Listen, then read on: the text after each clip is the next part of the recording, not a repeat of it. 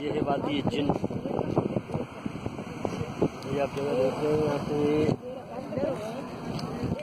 ये जगह बहुत ऊंची है यहाँ से, लेकिन यहाँ अगर कोई बोतल या पानी रखते हैं तो बजाय नीचे आने की ऊपर जा रही है। अब हम इसको एक बोतल रख के देखते हैं कहाँ जा रहा है ये। ठीक है, मैं कोई बोतल लेके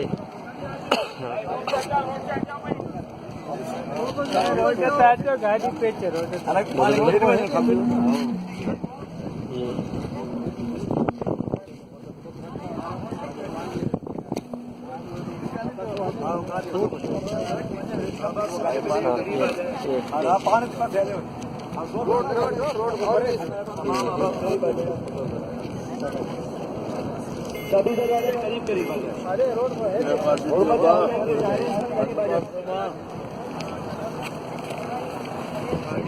ये ऊंचाई की तरफ जा रही है।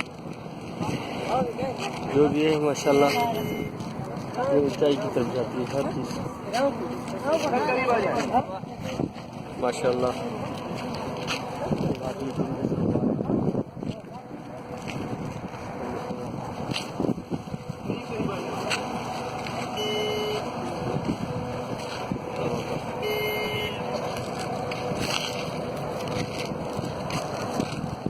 ये पानी जो फेंका वो भी बजाय उतराई के ऊपर जा रहा हूँ।